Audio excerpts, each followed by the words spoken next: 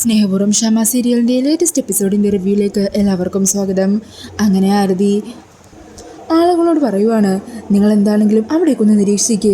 ബെഞ്ചമിൻ്റെ കൂടെയുള്ള ആൾക്കാർ എത്ര പേരുണ്ട്, ഇനി പുതിയതായിട്ട് ആരെങ്കിലും അങ്ങോട്ടേക്ക് എത്തുന്നുണ്ടോ, അങ്ങനെ അവരുടെ നീക്കമെല്ലാം നിരീക്ഷിക്കും. ഒരു 2 മിനിറ്റ്, അതിനകം ഞാനും അവിടെ എത്തും. അങ്ങനെ പറഞ്ഞ് ആരതി ഫോൺ കട്ട് ചെയ്ത് വേഗം തന്നെ ആ ഒരു ലൊക്കേഷനിലേക്ക് പോയിക്കൊണ്ടിരിക്കുവാണ്ടോ. പിന്നീട് കാണിക്കുന്നത് വഴിയരികിൽ കാത്തു നിൽക്കുന്ന സൂര്യനെയും കൽപ്പനേനെയാണ് കേട്ടോ. അവരങ്ങനെ വരുണൻ രാധിക വരാൻ വേണ്ടി വെയിറ്റ് ചെയ്ത് നിൽക്കുവാണ്. ഈ സമയം സ്കൂട്ടിയിൽ വരുണൻ രാധിക അവിടെ എത്തുന്നുണ്ട്. അന്നേരം വരുൺ ചോദിക്കണേ, എന്താ ഏട്ടാ കുറേ നേരമോ നിങ്ങൾ വന്നിട്ട്? ഇല്ലടാ, ഞങ്ങളിതാ കുറച്ച് നേരമായിട്ടുള്ള എത്തിയിട്ട്. ഈ സമയം രാധിക പറയണേ, ഏട്ടാ ഏട്ടത്തിയോടെ ഏട്ടനോട് എല്ലാ കാര്യങ്ങളും തുറന്നു പറയാൻ പറഞ്ഞത് ഞാനാ. അല്ലെങ്കിലും നിങ്ങൾ ഭാര്യ ഭർത്താക്കന്മാർക്കിടയിൽ രഹസ്യങ്ങളൊന്നും ഇല്ലാതിരിക്കുന്നത് തന്നെയല്ലേ നല്ലത്. അത് ശരിയാ മോളെ നീ പറഞ്ഞത്. എല്ലാ കാര്യങ്ങളും കൽപ്പന എന്നോട് തുറന്നു പറഞ്ഞു. ഞങ്ങളുടെ ജീവിതത്തിൽ ഞങ്ങൾ കുറേ നാൾ പരീക്ഷിക്കപ്പെട്ടതല്ലേ. വീൽ ചെയറിൽ ഒരു ജീവചരമായി ഞാൻ ഇടുന്ന സമയം മുഴുവൻ ഇവള് എന്നെ വിട്ട് ഉപേക്ഷിച്ചു പോകാതെ എൻ്റെ കൂടെ നിന്നില്ലേ. അങ്ങനെയുള്ളപ്പോൾ എനിക്ക് ഇവളോടൊരു വലിയ കടം തന്നെ ബാക്കിയുണ്ട്. ഇനിയുള്ള ഞങ്ങളുടെ ജീവിതം കൊണ്ട് ആ കടമെല്ലാം എനിക്ക് വീട്ടിൽ തീർക്കണം. കൽപ്പനയെ സ്നേഹിക്കണം. എനിക്ക് ഞങ്ങൾ ആഗ്രഹിക്കുന്നത് പോലെ ഞങ്ങൾ ഒന്നിച്ച് സന്തോഷത്തോടെ ജീവിക്കണം. ഈ സമയം വരുൺ പറയുന്നുണ്ട്, എന്നാലും ഇയാൾ എന്നോട് ഏട്ടത്തിക്ക് സംഭവിച്ച കാര്യങ്ങളെക്കുറിച്ച് പറഞ്ഞപ്പോൾ സത്യം പറഞ്ഞാൽ എനിക്കത് വിശ്വസിക്കാനേ ആയില്ല. എന്താണെങ്കിലും ഇനിയും ഏട്ടത്തിക്ക് പിന്നാലെ അവനെ കൊണ്ടുള്ള ശല്യം ഉണ്ടാകാൻ പാടില്ല. ഏട്ടത്തിക്ക് ഇപ്പേണ്ടായി മാറ്റം നല്ലത് തന്നെയാണ്. സത്യമാണെങ്കിൽ ഏട്ടത്തിക്കും ഏട്ടൻ്റെ ജീവിതത്തിൽ ഒരു പ്രശ്നം ഉണ്ടാകാതിരിക്കാൻ ഞാനും രാധികയൊക്കെ കട്ടക്ക് തന്നെ കൂടെ നിൽക്കും. അന്നേരം കൽപ്പന പറയണേ, വരുൺ നിനക്ക് എന്നെ ഇപ്പോഴും വിശ്വാസമായിട്ടില്ലേ? എൻ്റെ മാറ്റം സത്യം തന്നെയാ. അത് നിന്നെ ബോധ്യപ്പെടുത്താൻ ഞാൻ എന്താ ചെയ്യേണ്ടത്? ഇങ്ങനെ തലേ തൊട്ട് സത്യം ചെയ്യണോ? അയ്യോ ഏട്ടത്തി, അത് വേണ്ട. ആകെ ഒരു തല മാത്രമേ ഉള്ളൂ. അത് ഈ പിടിച്ച് തൽക്കാലം ഒരതിരിവിട്ട കളിക്ക് ഞാനില്ല. എൻ്റെ തലക്ക് എന്തെങ്കിലും സംഭവിച്ചു പോയാലോ എന്നെ വിശ്വസിച്ച് ജീവിക്കുന്ന ഈ പെണ്ണിന് പിന്നെ ആരുണ്ടാവും? അപ്പോൾ ഞാൻ തൽക്കാലം റിസ്ക് എടുക്കുന്നില്ല. അത് കേട്ട് എല്ലാവരും ചിരിക്കുവാണ്. ഈ സമയം രാധിക പറയണേ, കണ്ടില്ലേ നമ്മളിപ്പോൾ എത്ര നിസ്സാര കാര്യങ്ങളൊക്കെ ഇങ്ങനെ ചിരിച്ചത്. എന്നാൽ കണിമംഗലത്ത് ചെറിയമ്മക്കൊപ്പം ഓരോ ഗൂഢാലോചനകൾ നടത്തുമ്പോൾ ഇതുപോലെ മനസ്സറിഞ്ഞ് ചിരിക്കാൻ പറ്റിയിട്ടുണ്ടോ?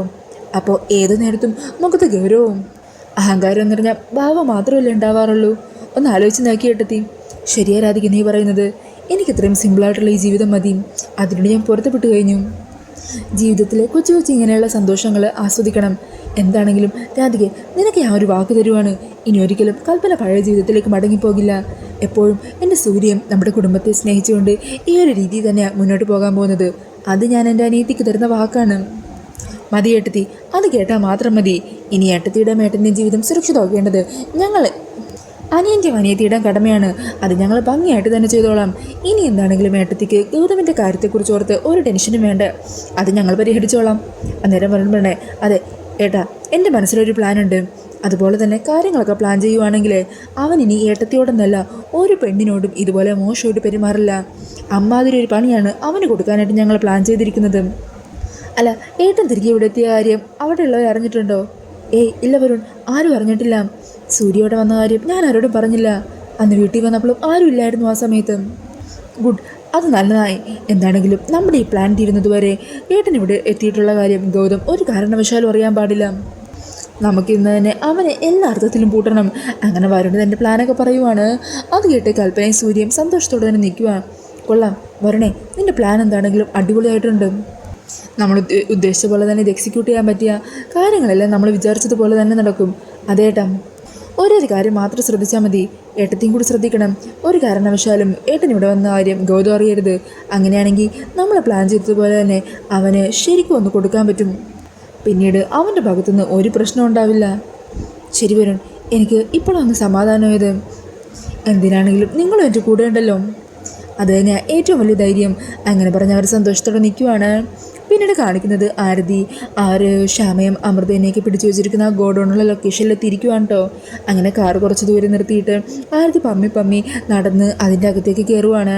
എന്നിട്ട് നേരെ ആരതിയുടെ കൂട്ടാളികൾ നിൽക്കുന്ന സ്ഥലത്തെത്തുവാം. എന്തായി, ഇങ്ങോട്ടേക്ക് വേറെ ആരെങ്കിലും വന്നോ? ഇല്ല. അപ്പോൾ ഇപ്പോഴും ബെഞ്ചമിൻ്റെ കൂടെ ഒരു ഗുണ്ട മാത്രമേ ഉള്ളൂ?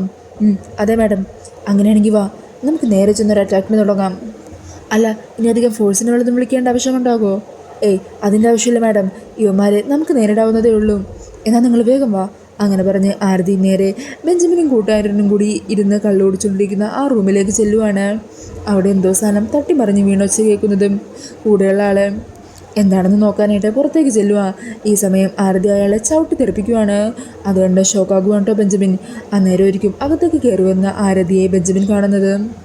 ഓ അത് ശരി, നീയായിരുന്നോ? നീ ഞാൻ വിചാരിച്ചതുപോലെയൊന്നും അല്ലല്ലോ, വലിയ സംഭവം തന്നെയാണല്ലോ.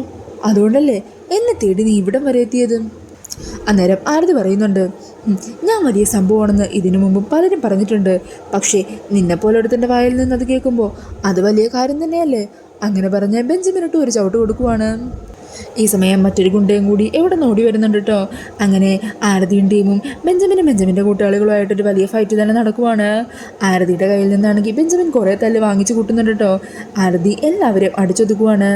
ഇടയ്ക്ക് വെച്ച് ബെഞ്ചമിൻ ആരതിയുടെ കൊങ്ങക്ക് കയറി പിടിക്കുന്നുണ്ടെങ്കിലും ആരതി അതിനെല്ലാം മാനേജ് ചെയ്ത് ബെഞ്ചമിൻ്റെ തലക്കടിച്ച് വീഴ്ത്തിയിട്ട് അവിടെ നിന്നും ഓടിപ്പോകുവാണ്. എന്നിട്ട് നേരെ അവിടെ ശ്യാമനെ അമൃതനെയും പൂട്ടിയിട്ടിരിക്കുന്ന റൂം ഏതാണെന്ന് കണ്ടെത്താനായിട്ട് ഓരോ റൂമിലും പോയി നോക്കുന്നുണ്ട്. അങ്ങനെ അവസാനം ശ്യാമ അമൃതയുള്ള റൂം ആരതി കണ്ടുപിടിച്ചിരിക്കുകയാണ് കേട്ടോ. ആരതിയെ കാണുന്നതും ശ്യാമക്കും അമൃതക്കും സന്തോഷമാണ്. മോളെ ആരതി, നീ നീ എങ്ങനെ ഇവിടെ എത്തി? ചെറിയമ്മ അവർ തട്ടിക്കൊണ്ടുപോയ സമയം മുതൽ ഞാനും എൻ്റെ ടീമും പല സ്ഥലങ്ങളിലായി അന്വേഷണം നടത്തുവാണ്. അവസാനം ഞാൻ കണ്ടെത്തി. അവനിവിടെ ചെറിയമ്മയെ ഒളിപ്പിച്ചെന്ന് ഞാനും എൻ്റെ ടീമും ഇവിടെ എത്തിയിട്ടുണ്ട്. നമുക്ക് തീരെ സമയമില്ല ചെറിയമ്മേ. അവൻ്റെ ആളുകൾ ഇവിടെ എത്തുന്നതിന് മുമ്പ് നമുക്കിവിടെ നിന്ന് പുറത്ത് കിടക്കണം. എങ്ങനെയെങ്കിലും രക്ഷപ്പെട്ടേ പറ്റൂ. വാ ചെറിയമ്മേ. അങ്ങനെ ശ്യാമേനെ അമൃതേനെ അവിടെ നിന്നും പിടിച്ചുകൊണ്ട് ആരതി പുറത്തേക്ക് ഇറങ്ങുമായിരിക്കും. എന്നാൽ ഈ സമയം പുറത്തെത്തുന്ന ആരതി കാണുന്നത് ബെഞ്ചമിൻ്റെ ബാക്കിയുള്ള ടീമും എല്ലാവരും അവിടെ എത്തുവാണ്. അങ്ങനെ അവർ ആരതിക്കൊപ്പമുള്ള രണ്ടുപേരെയും തള്ളി അവശരാക്കി അവിടെ ബോധം കെടുത്തിയിട്ടിരിക്കുവാണ് കേട്ടോ. ആ കാഴ്ച കാണുന്നതും ഞെട്ടിലോടുകൂടി നിൽക്കുവാണ് ശ്യാമയും അമൃതയും ആരതിയൊക്കെ. അന്നേരം ബെഞ്ചമിൻ പറയണേ, നീ എന്താടി എന്നെക്കുറിച്ച് വിചാരിച്ചത്? ഇവരൊളിപ്പിച്ചത് ഈ ബെഞ്ചമിനാണ്. അങ്ങനെ ഈ ബെഞ്ചമിൻ്റെ കസ്റ്റഡിയിൽ നിന്ന് നിനക്ക് അത്ര എളുപ്പത്തിൽ ഇവരെയും കടത്തിക്കൊണ്ട് പോകാമെന്ന് വിചാരിച്ചോ? നീ വാടി ഇങ്ങോട്ട്.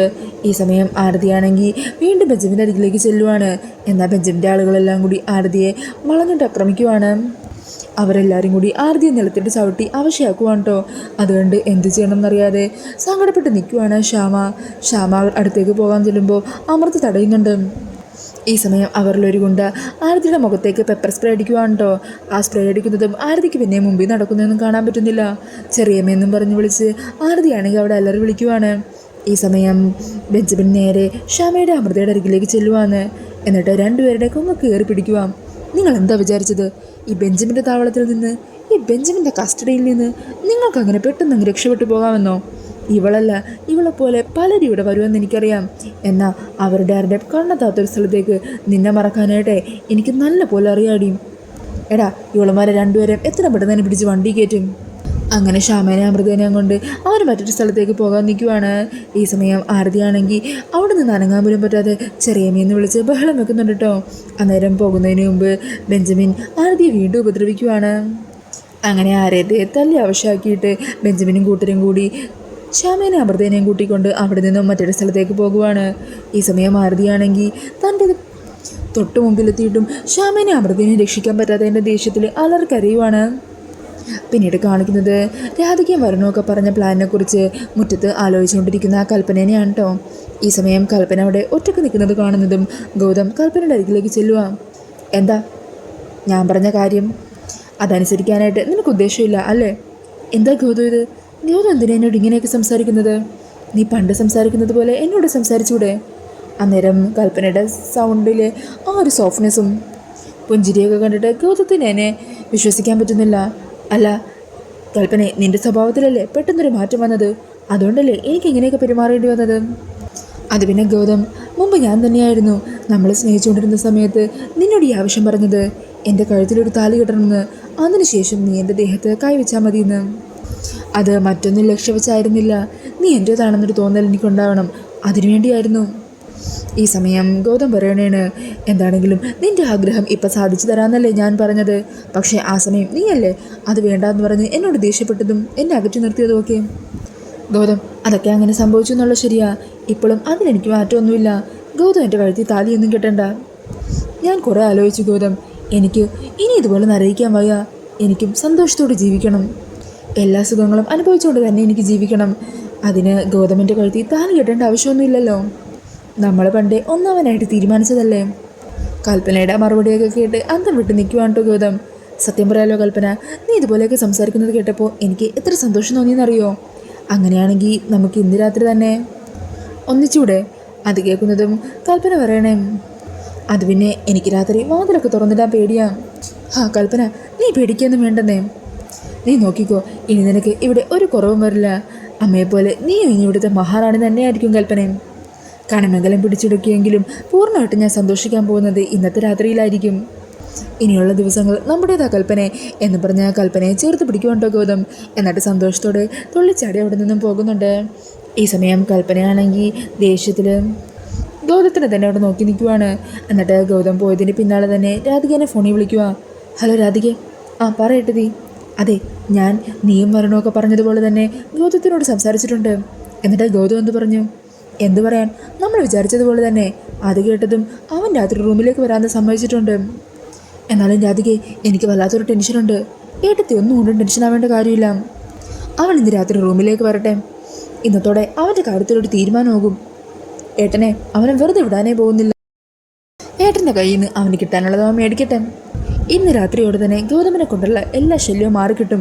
ഏട്ടത്ത് ധൈര്യമായിട്ടിരിക്കുക എന്നും പറഞ്ഞ കൽപ്പനയ്ക്ക് ധൈര്യം കൊടുക്കുവാണ്ടോ രാധിക. പിന്നീട് കാണിക്കുന്നത് ബെഞ്ചമിൻ ഷാമേനെയും അമൃതേനെയും കൂട്ടി കാറിൽ ഏതൊരു സ്ഥലത്തേക്ക് പോയിക്കൊണ്ടിരിക്കുന്നതാണ്. ഈ സമയം ഗുണ്ടകൾ ഷാമയുടെ അമൃതയുടെ കഴുതലെ കത്തിയും വെച്ച് അവരെ ഭയപ്പെടുത്തിക്കൊണ്ടിരിക്കുവാണ് കേട്ടോ. അങ്ങനെ ആ ഒരു സീനൊക്കെ കാണിച്ചുകൊണ്ടാണ് എപ്പിസോഡ് തീരുന്നത്. അപ്പോൾ ഈ ഒരു റിവ്യൂ ഇഷ്ടമായിട്ടുണ്ടെങ്കിൽ മറക്കാതെ വീഡിയോ ഒന്ന് ലൈക്ക് ചെയ്യണേ. ഇതുപോലുള്ള കൂടുതൽ റിവ്യൂസിനായിട്ട് ഈ ചാനലൊന്ന് സബ്സ്ക്രൈബ് ചെയ്തും കൂടി സപ്പോർട്ട് ചെയ്യണേ. താങ്ക്